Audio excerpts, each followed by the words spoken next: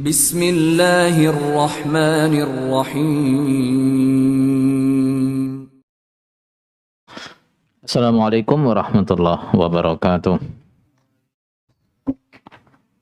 Alhamdulillahi rabbil alamin.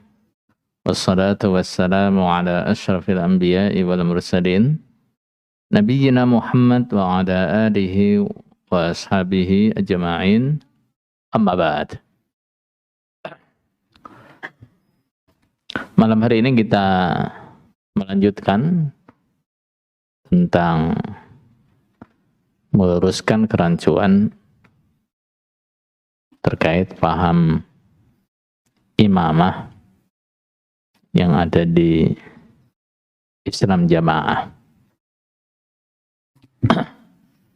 Gimana sih yang akan kita bahas malam hari ini?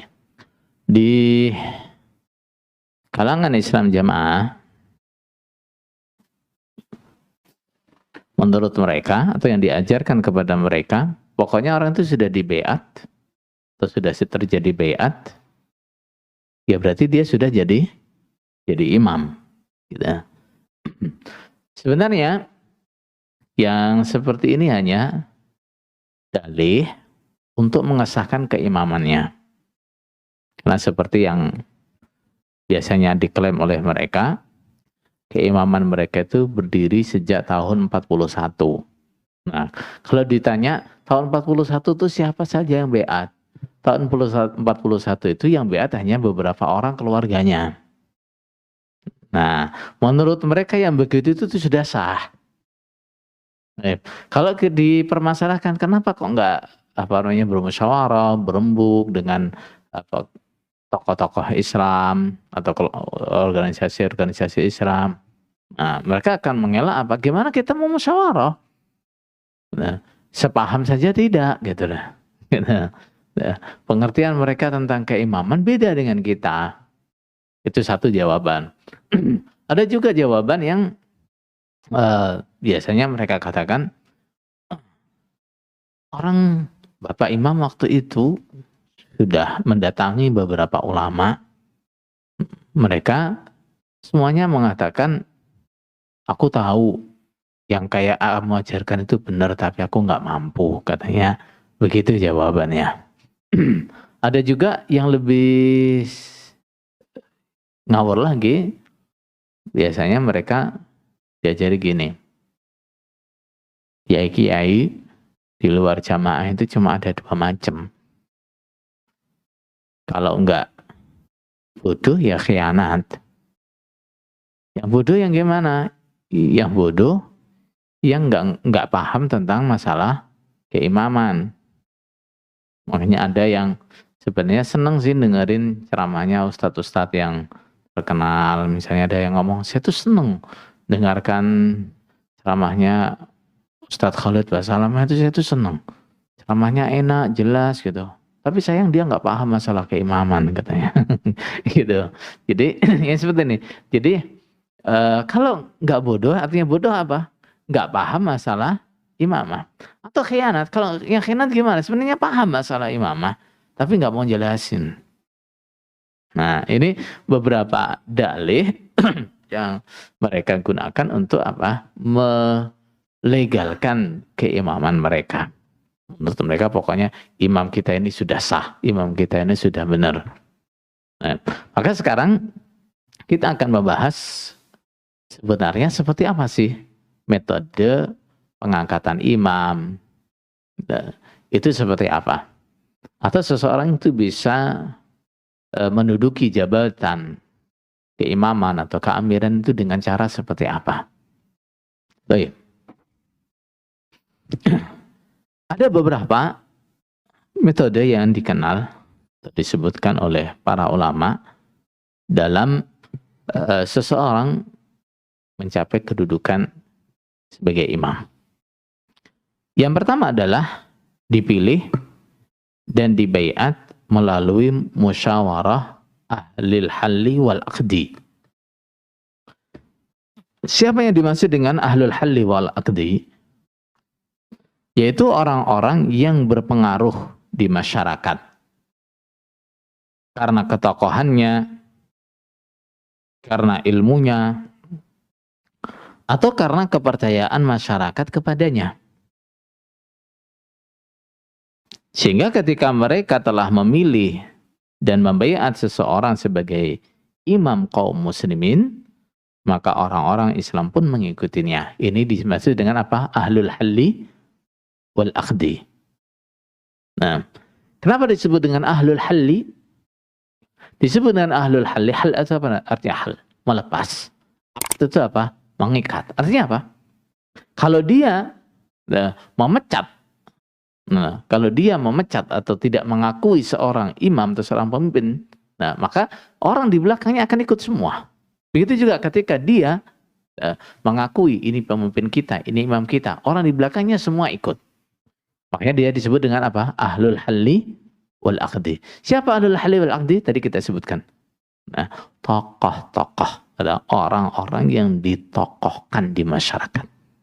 Orang-orang yang berpengaruh. Entah karena dia ini orang yang dituakan, entah karena dia itu ulamanya, entah karena dia itu orang yang dipercaya di tengah-tengah masyarakat. Itu namanya ahlul halli wal aqdi. Ini adalah metode yang pertama. Seseorang diangkat atau menjadi seorang imam karena apa? Kesepakatan atau karena dia dibaiat oleh ahlul halli wal aqdi.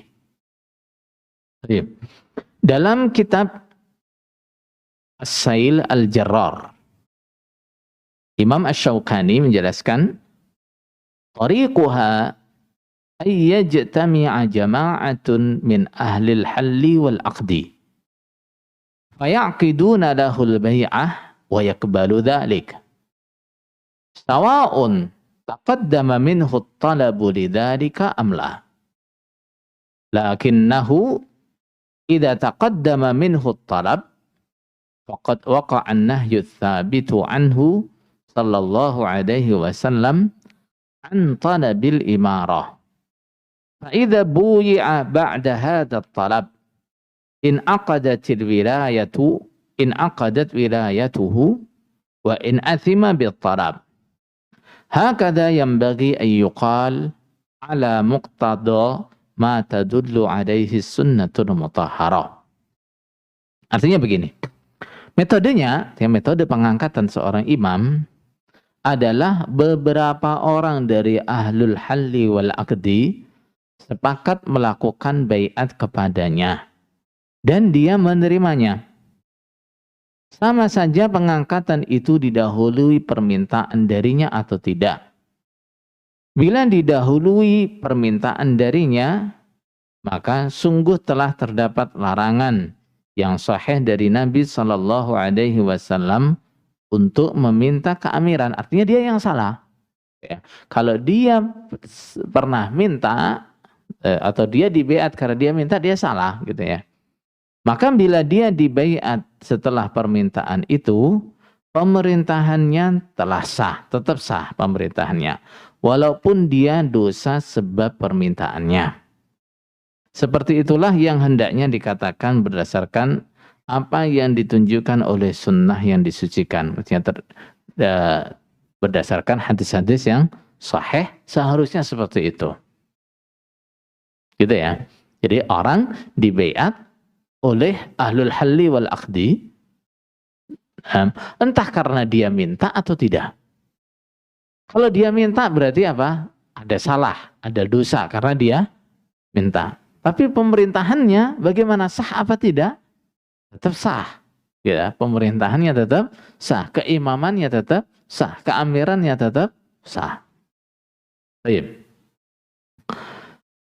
Dia melanjutkan, walhasil annal mu'tabar huwa wuqu'ul bai'atu lahu min ahlil halli wal aqdi.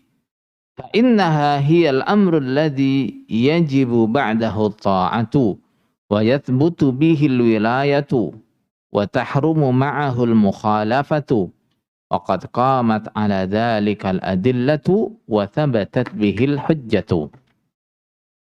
Kesimpulannya, yang dianggap dalam pengangkatan imam adalah terjadinya baiat kepadanya dari ahlul halli wal aqdi. Sebab hanya dengan baiat ahlul halli wal aqdi itulah setelahnya rakyat wajib taat. Pemerintahan menjadi sah dan haram menentangnya. Dalil-dalil tentang ini telah berdiri tegak dan telah kukuh hujahnya Dia melanjutkan lagi. Qad aghnallahu an hadan nuhud wa tajassum bis safar wa qat'il mafawiz bi bai'ati man bay'al imama min ahli al-halli wal aqdi. Fa innaha qad thabatat imamatuhu bidzalika wa wajabat 'alal muslimina ta'atuhu. Wa laysa min syarti thubutil imamah an yubayi'ahu kullu man yasluhu lil mubaya'ah. Wala min syarti ta'ah 'ala ar-rajuli an yakuna min jumlatil mubayi'in. Fa inna hadzal ishtirat fil amrayni mardudun bi ijma'il muslimin awwalihim wa akhirihim sabiqihim wa lahiqihim. Allah telah mencukupi umat dari pergerakan beratnya bepergian dan menempuh jarak jauh untuk membaiat kepada imam dengan baiatnya ahlul halli wal aqdi kepada imam. Gimana sih maksudnya? Sekarang misalnya orang Islam di Indonesia tersebar dari Sabang sampai Merauke. Nah, apakah mereka semuanya harus datang berbaiat langsung kepada imam? Tidak. Cukup ahlul halli wal aqdi yang membaiat, itu sudah cukup. Kenapa? Ketika ahlul halli wal aqdi yang membaiat, semuanya ikut. Semuanya ikut. Nah. Kemudian, sebab dengan baiat ahlul halli wal aqdi keimamannya telah sah dan wajib bagi semua orang Islam taat kepadanya. Dan bukan termasuk syarat sahnya keimaman baiatnya setiap orang yang layak untuk baiat kepadanya. Jadi juga bukan berarti semua orang yang balik dan berakal semuanya baiat kepada dia baru dia sah sebagai imam. Tidak. Dan bukan termasuk syarat wajibnya taat seseorang dan bukan termasuk syarat wajib taatnya seseorang bila dia termasuk orang-orang yang berbaiat. Dia juga tidak bisa mengatakan, aku lo nggak pernah baiat kepada dia, maka saya nggak wajib taat kepada dia. Nggak ada. Ya. Dia berbaiat atau tidak ketika keimaman itu sudah berdiri tegak di wilayah itu, maka dia wajib taat. Dia nggak bisa mengatakan, saya nggak pernah baiat kok. Nggak bisa. Baik. Sebab syarat seperti ini dalam dua perkara, artinya sahnya keimaman dan wajibnya taat, ditolak dengan ijma' kaum muslimin. Mereka yang awal dan akhir, mereka yang terdahulu dan yang menyusul. Semua orang Islam nggak ada yang mensyaratkan itu. Ya, imam kalau rakyatnya semua belum baiat berarti dia belum jadi imam. Nggak ada. Orang Islam yang mensyaratkan itu. Begitu juga tidak ada yang mensyaratkan orang wajib taat kalau dia sudah baiat. Enggak. Dia baiat atau tidak, kalau imam sudah berdiri, keimaman sudah berdiri, dia wajib taat. Begitu juga bukan syarat. Nah, sahnya baiat apabila seseorang datang di depannya imam atau menulis surat kepada imam, saya menyatakan baiat. Tidak. Nah, bagaimana? Ketika keimaman sudah berdiri, pemerintahan yang sah sudah berdiri. Nah, dia menyatakan baiatnya walaupun yang sana nggak tahu juga sah. Kenapa? Yang namanya baiat itu apa? Janji ke seseorang untuk dia sanggup taat, untuk dia sanggup apa? Sanggup mendengarkan dan taat. Itu namanya apa? Namanya baiat. Artinya baiat apa? Janji setia seorang rakyat kepada pemimpinnya. Apakah itu dilakukan di depan pemimpinnya atau dilakukan di tempat lain? Sama saja. Nah, dia ekspresikan lewat ucapan, dengan video, dia ekspresikan lewat spanduk, dia ekspresikan lewat apa saja. Nah, hukumnya sama. Jadi nggak harus kemudian setiap orang datang dengan menyatakan bayatuka sami'na wa ata'na mastata'na, tidak. Tentu. Dengan metode seperti inilah, yaitu baiat dan pemilihan oleh alul halli wal aqdi, kekhalifahan Abu Bakar radhiyallahu anhu dikukuhkan di Saqifah Bani Sa'idah. Dalam kitab Al-Jami' li Ahkamil Quran, Imam Al-Qurtubi menjelaskan, wa ajma'atis sahabatu ala taqdimis siddiqi ba'da ikhtilafin waqa'a bainal muhajirin wal ansari fi saqifati Bani Sa'idata fit ta'yini. Dan semua sahabat sepakat untuk memprioritaskan Abu Bakar As-Siddiq setelah terjadi perselisihan antara orang-orang muhajir dan ansar di Saqifah Bani Sa'idah dalam penentuan khalifah. Sebelumnya memang ada perselisihan. Orang muhajir dan orang ansar menghendaki pemimpin yang berbeda. Sampai orang-orang ansar mengatakan, ya sudahlah, orang muhajir punya amir sendiri, orang ansar punya amir sendiri. Terjadi perselisihan. Nah, kemudian akhirnya mereka sepakat untuk menjadikan Abu Bakar sebagai khalifah atau sebagai amir mereka. Nah, ketika terjadi perselisihan, lalu terjadi apa? Kata sepakat. Mana yang mu'tabar, mana yang dianggap? Perselisihannya apa kesepakatannya? Kesepakatannya. Baik. Musyawarah ahli halli wal aqdi adalah cara utama dalam pengangkatan imam atau amir. Telah dimuat dalam Sahih Al-Bukhari. Khalifah Umar bin Khattab radhiyallahu an telah memberikan peringatan keras kepada orang-orang yang ingin membaiat tanpa persetujuan umat Islam yang lain. Jadi yang biasanya ucapannya dijadikan hujah oleh Islam Jamaah untuk apa? Mensyaratkan imam dalam sahnya Islam. Adalah ucapan yang dinisbatkan kepada Umar bin Khattab radhiyallahu an, walaupun penisbatannya tidak sahih. Nah, sekarang dalam hadis sahih, dalam Sahih Al-Bukhari, Umar bin Khattab berkata demikian. Innahu balagani anna qailan minkum yaqul wallahi law qad mata Umar bay'atu fulan fala yaghtaranna imru'un ay yaqul innama kanat bay'atu Abi Bakrin fasharraha wa laysa minkum man tuqta'ul aqna walaysa minkum man tuqta'ul a'naqu ilaihi mithlu Abi Bakar man baya'a rajulan an ghairi masyuratin minal muslimin fala yubaya'u huwa wala walladhi baya'ahu laghiratan ay yuqtalah.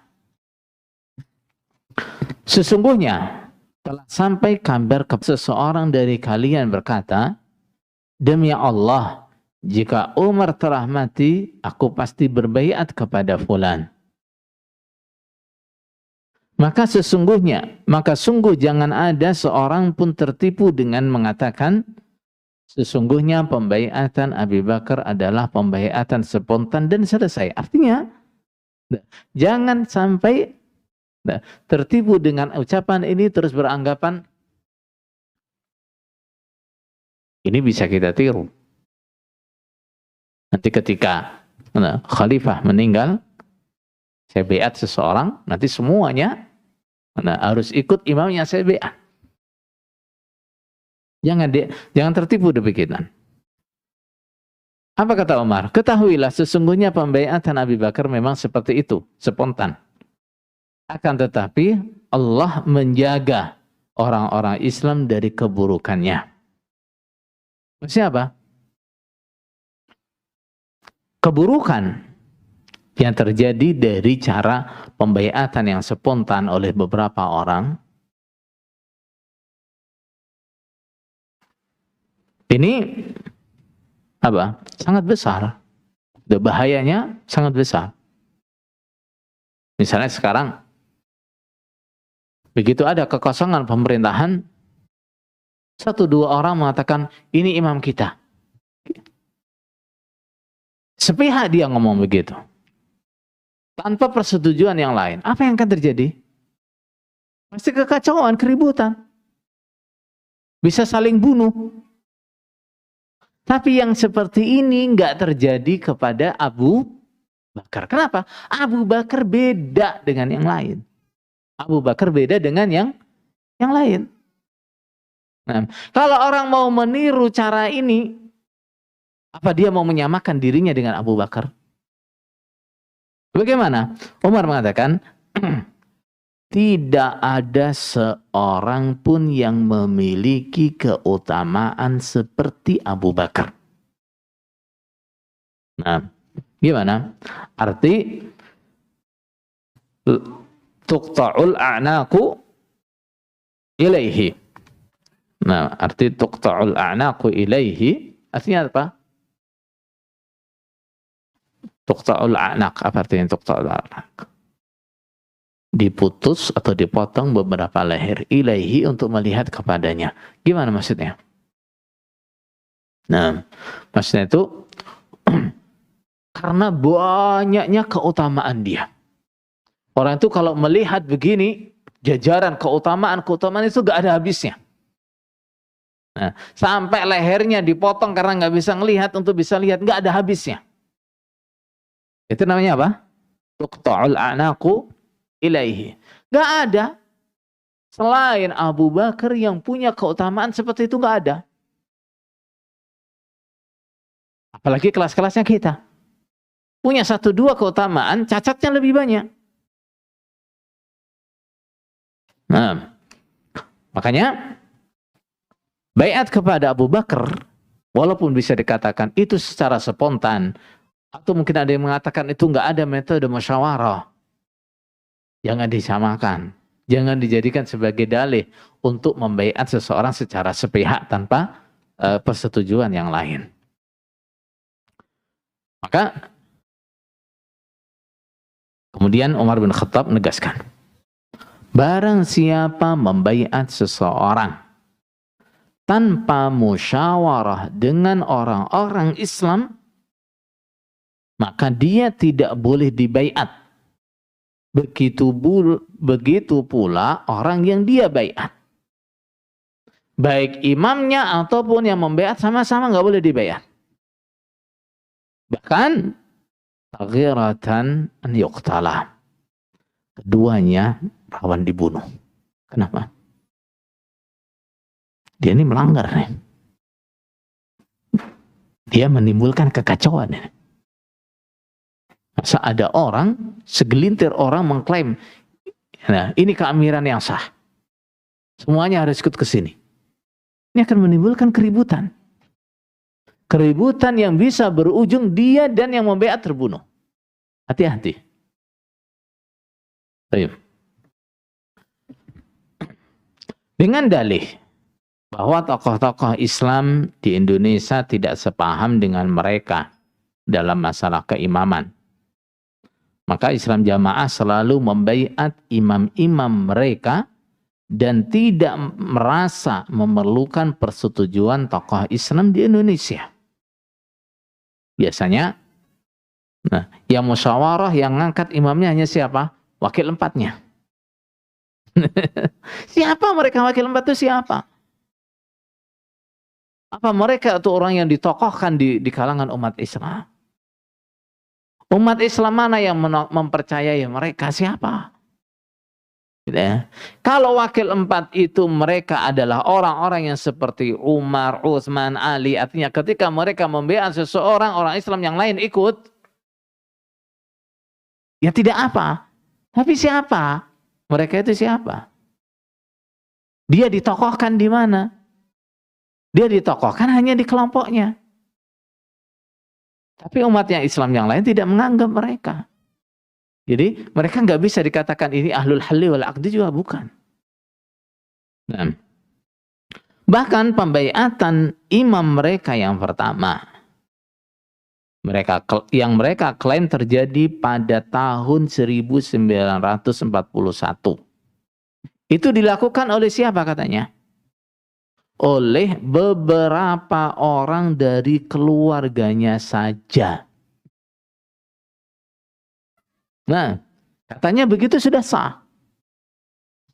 Bayangkan nih, kalau seandainya mengangkat imam sesederhana itu, artinya seorang satu keluarga kumpul angkat satu jadi imam di baiat gitu saja sudah sah.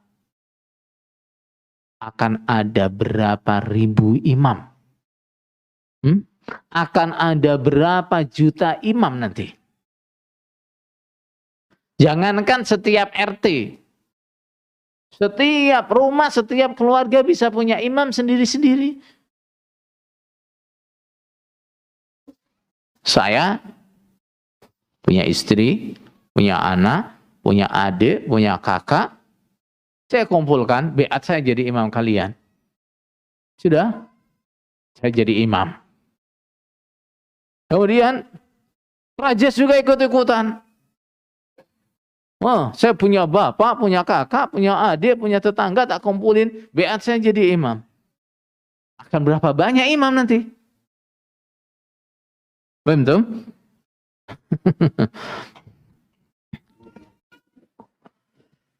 Untuk membentengi jamaahnya dari pengaruh. Kalau mereka nyebutnya apa? Pengaruh. Tapi sebenarnya ini adalah apa ini? Nah, pencerahan. Nah, ulama yang mengingkari kepahaman imam mereka, tokoh-tokoh Islam jamaah selalu menyuarakan bahwa ulama di luar jamaah itu hanya ada dua macam. Bodoh atau khianat. Bodoh karena tidak paham konsep baiat dan imamah yang seperti mereka pahami. Atau khianat karena paham dengan konsep baiat dan imamah tetapi tidak mau menyampaikan kepada umat. Doktrin ini biasanya dibumbui dengan dongeng-dongeng tentang pengakuan beberapa kiai yang mengakui kebenaran ajaran mereka, akan tetapi mereka tidak berani menerapkannya. Katanya, waktu Mbah Yai datang ke salah seorang kiai, mereka mengatakan, "Ji, aku yang ngerti apa yang kamu ajarkan itu benar, tapi aku belum mampu," katanya. Nah, katanya kiai-kiai pada alasan seperti itu. Kalau ada yang satu dua orang ngomong begitu, cukup itu jadi dalil. Nah, kemudian tadi katakan di luar jamaah itu ulama itu paling hanya ada dua macam. Kalau nggak bodoh ya khianat. Ini kan luar biasa nih.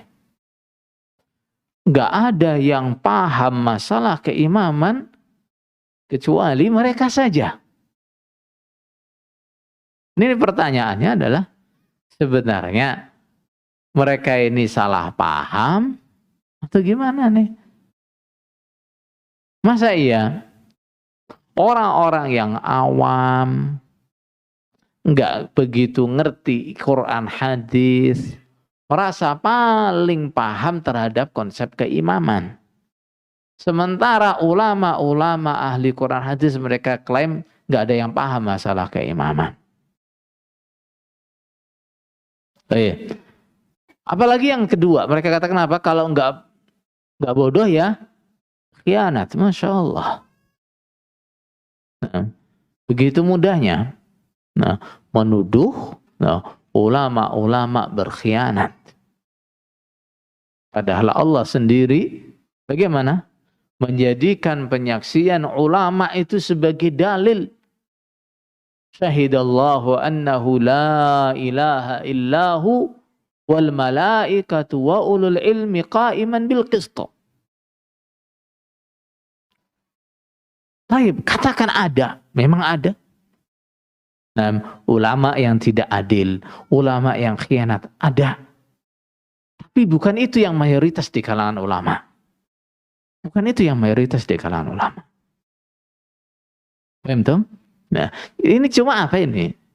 Ini adalah doktrin yang ditanamkan untuk apa? Supaya jamaahnya nggak percaya dengan ulama-ulama. Nah, kalau jamaahnya sudah nggak percaya dengan ulama, bebas mereka. Jamaahnya mau didoktrin dengan doktrin apapun, nggak ada yang kritiki. Tapi kalau jamaahnya masih percaya dengan ulama, wah dalam bahaya mereka ini.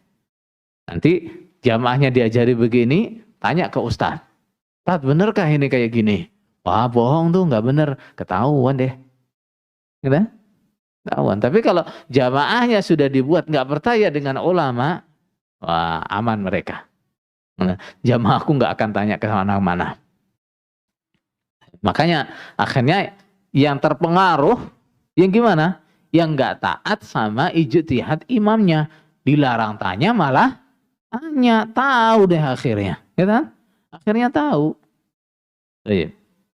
Itu metode yang pertama ya. Metode yang pertama. Kemudian apakah sama metode yang pertama ini dengan yang diterapkan dalam Islam jamaah? Jelas beda. Apa bedanya?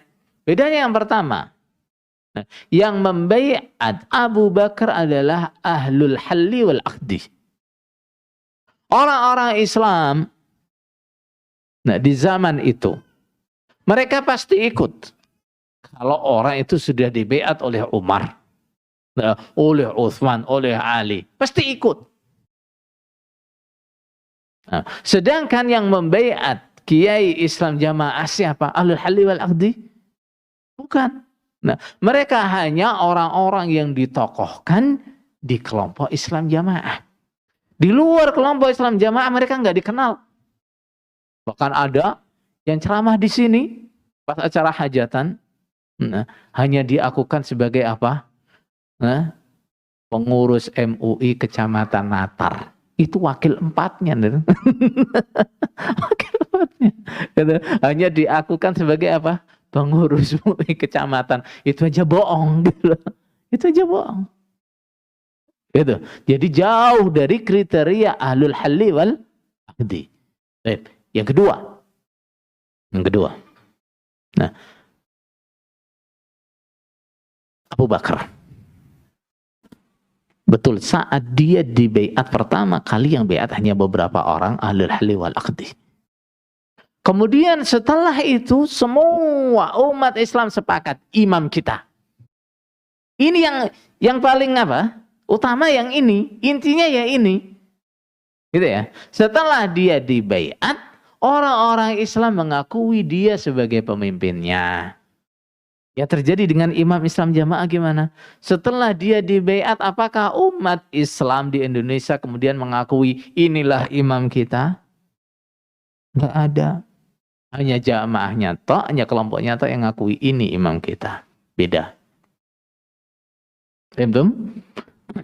Kemudian yang kedua adalah wasiat atau penunjukan dari imam sebelumnya untuk orang-orang yang dianggap mampu menggantikannya. Seperti wasiat Khalifah Abu Bakar untuk Umar radhiyallahu anhumah. Dan tidak satupun sahabat yang mengingkarinya. Umat Islam juga telah sepakat atas sahnya keimaman yang ditetapkan dengan wasiat imam sebelumnya. Cara ini juga diterapkan oleh Muawiyah dengan menunjuk anaknya yaitu Yazid bin Muawiyah untuk menjadi penggantinya. Begitu juga para khalifah setelahnya. Atau kalau yang sekarang lebih dikenal dengan penunjukan putra mahkota. Ya, penunjukan putra mahkota. Ya, ini juga cara yang dibenarkan. Ini juga cara yang diakui. Ya, caranya Abu Bakar, dia sebelum meninggal berpesan, setelah saya baiatlah kepada Umar bin Khattab. Nah, begitu juga pada zamannya Yazid, bahkan Yazid Muawiyah, nah, dia masih keadaan sehat, bugar. Nah, dia sudah menunjuk nanti pengganti saya adalah Yazid bin Muawiyah. Khalifah-khalifah setelahnya juga banyak menerapkan praktek ini. Rata-rata khalifah-khalifah setelahnya mereka menjabat sebagai khalifah dengan metode ini. Dan ini tidak diingkari oleh kaum muslimin. Ayo.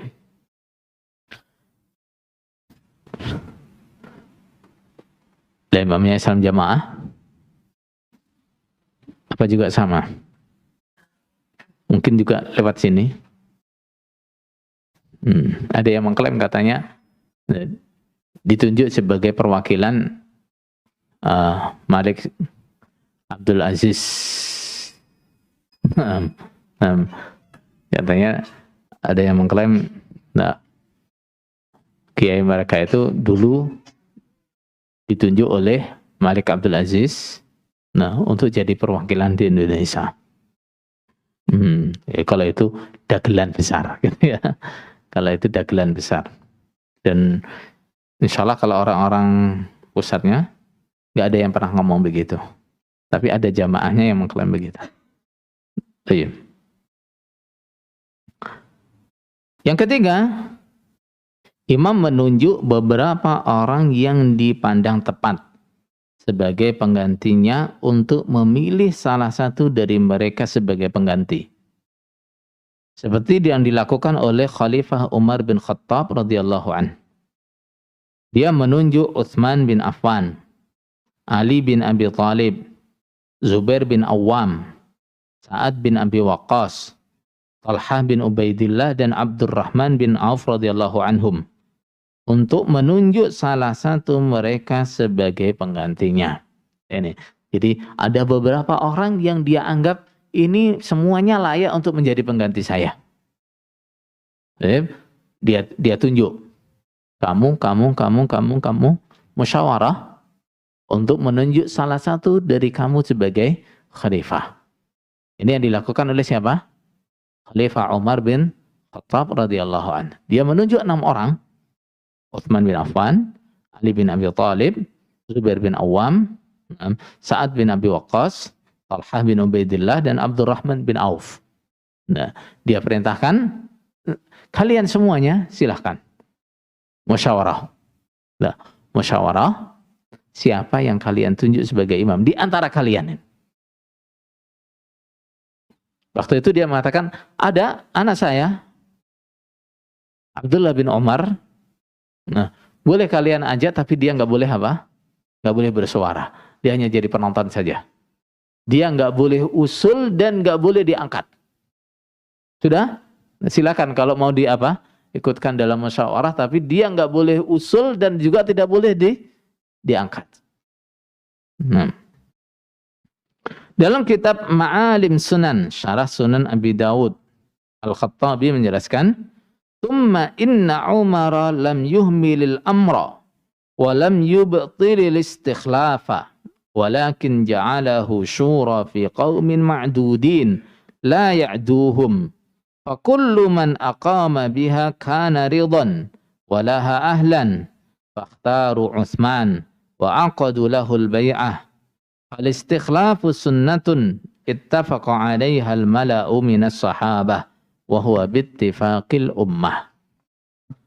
Artinya, kemudian Umar ibn Khattab tidak mengabaikan masalah pergantian khalifah dan tidak membatalkan metode penunjukan pengganti olehnya. Akan tetapi, dia menyerahkan untuk dimusyawarahkan oleh beberapa orang yang terbatas, yang ditunjuk dan tidak boleh selain mereka.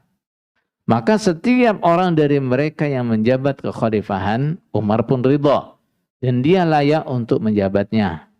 Mereka pun memilih Utsman dan memberikan baiat untuknya. Maka penunjukan pengganti oleh khalifah adalah sunnah yang disepakati oleh tokoh-tokoh sahabat dan disepakati oleh seluruh umat. Jadi ada dua metode, ada satu metode yang sebelumnya sudah dipraktekkan. Apa itu? Abu Bakar menjadikan Umar sebagai khalifah setelahnya. Dia nunjuk. Abu Bakar nunjuk siapa? Umar. Praktek seperti ini oleh Umar tidak diabaikan sama sekali. Tidak. Tapi juga tidak diterapkan sepenuhnya. Gimana? Nah, dia gabungkan antara istikhlaf. Istikhlaf itu apa? Dia yang menunjuk khalifah. Nah, dan musyawarah. Akhirnya apa yang dilakukan oleh Umar? Dia nunjuk, tapi yang ditunjuk beberapa orang. Gitu ya. Nah, dia nunjuk, tapi yang ditunjuk beberapa orang. Nah, orang-orang yang ditunjuk ini oleh Umar diberi tugas. Kalian musyawarah. Mengangkat salah satu dari kalian sebagai khalifah. Siapapun yang kalian angkat, saya ridha. Siapapun yang kalian angkat, saya saksikan dia layak untuk menjadi khalifah. Itu metode yang dilakukan oleh Umar bin Khattab radhiyallahu anhu. Nah, jadi dia sebenarnya masih apa? Mengadopsi cara yang digunakan oleh Abu Bakar.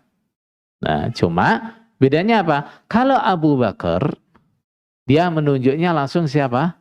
Umar, kamu yang jadi khalifah setelahku. Ya. Tapi kalau Umar menunjuknya gimana? Beberapa orang. Kamu, silahkan musyawarah. Nah, angkat salah satu kalian sebagai khalifah. Tapi nggak boleh yang lain. Nah, jadi yang ditunjuk nggak boleh keluar dari ini. Silakan kalian musyawarah. Siapapun yang kalian tunjuk, saya setuju. Siapapun yang kalian tunjuk dari orang-orang yang saya tentukan tadi, nah, itu adalah cocok, layak untuk jadi khalifah. Itu yang dilakukan oleh Umar. Baik. Masih ada satu metode. Ini agak sensitif. Nah, insya Allah akan kita lanjutkan di pertemuan selanjutnya insya Allah. Subhanakallahumma bihamdika asyhadu an la ilaha illa anta astaghfiruka wa atubu ilaik. Wassalamualaikum